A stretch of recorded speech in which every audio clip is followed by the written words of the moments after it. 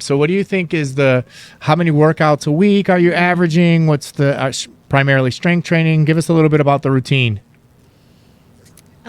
So currently I feel like I've like found a pretty good vibe when it comes to working out, and that took a long time of like trial and error simply because again, I had no idea what I was doing at the gym. Like I didn't I didn't know anything, and like if you probably could have seen me the first like 2 to 3 months of working out, you probably would have been like, when you go to the gym and you're like, that person has no idea what they're doing. Like, yeah, that was probably me. I was like finding videos online, whatever. But now I try to get 10,000 steps every single day. I'll give myself one day to slack, but I really, really try hard to get 10K every single day. And then I strength train like 5 days a week. I'll commit to 5 days. I try to do like lower body 3 days, upper body 2. And then I like to do a workout class on the 6th day. Doesn't have to be like the 6th day. It could be like any of the days. But yeah, 3 lower body, 2 upper body, and then a workout class. And definitely like weightlifting. Like I don't think I could ever stop weightlifting because I would just lose all my gains. So strength training is like crucial, the 10,000 steps, and then just the workout class for fun. So 10,000 steps a week. Yeah, that's what I'm always trying to tell our clients. 10,000 steps a week. A day. I'm sorry, day. Yeah, that's right. Every day, no days off. Weightlifting, strength training to me 4 to 5 days a week. And if you do those two things, you almost will always break even at a minimum, if not have gains. Yes. I'm going to do a screen share right now of the body composition so we can see the dramatic improvement. That was, I have the wrong ones up. I had the 19.8% to the 28.4%. Let me see if I had the other one. Oh, there's the other one. And then here is the initial one. So I do have it. So the initial body composition is 34% body fat.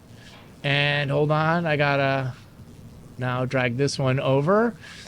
And the most recent, or one of the most recent ones, which you're really similar to this one, is 19.8%. So you only lost about 13 pounds, but you gained 9 pounds of lean mass, and you lost 22 pounds of fat, which is just outstanding. Thank you. So really, really incredible. All the hard work paid off. 15% body fat, 10 months, 1.5% a month, and it's all through consistency and just grinding through it, right? Yeah, consistency is key, and then just like having goals that you like want to meet, and like just believing in yourself, and like knowing that like everyone's worthy of like being in shape. It like that's how life should be, is like lived healthy. Yeah. And active. And I don't know, like I would say, just back to like the initial part of this all, like I would say one of the biggest struggles, and I would say it's not just for me but probably a lot of people, is just coming to the terms that like you are out of shape and that like you are unhealthy and like changes need to be made. Like I was in denial, for like so long of like, I don't look bad, or like I'm not, you can use overweight. the word. I'm not fat. I'm not overweight. Like I'm fine. And it was like, no. So that was like the biggest thing, just like coming to terms of like, you look bad and you should do something about it. And you probably feel bad too. So Yeah. Well, I think that one of the things about being 35% obesity is not a lot of people realize that they're, 35% body fat. They're right on the edge of obesity. And then, what happens is that if you don't realize it, then you just sort of keep going. And then all of a sudden you end up in the 40% and the 50%. And so it's really difficult. That happened to me also. Prior to getting in shape, I was obese. I was just dragging. I got my hormones optimized. I got in shape. And that was 12 years ago. And now I've been in really healthy, ever since my initial sort of 6-month transformation. It gives me no great pleasure having all these heavy pictures of myself where I had like a belly and didn't look very good, and sort of I don't want to say embarrassed, but definitely not proud of the shape that I was in, because I was just going down an unhealthy path. And then acknowledging it to myself that I needed to focus and put health number one, and all of the going out and partying and or going out to dinners and eating unhealthy food, it just is not a priority, because health is the one thing we have. Until we don't have it, we tend to, I think, just sort of take it for granted until we don't feel great. Definitely. Yeah. And so it's just it's one of those things that realizing it when you're young, and now you are great because at 26 you look amazing, have totally transformed, and now it's a lifelong, I'm assuming it's a lifelong passion, right? Definitely. Like, that's what I was going to say. It's not just like a one and done. Like, this is a forever journey that I'll be on. So yeah, like I said, like just committing and consistency and all of those things, because being in shape and feeling good is like an everyday job. Yeah.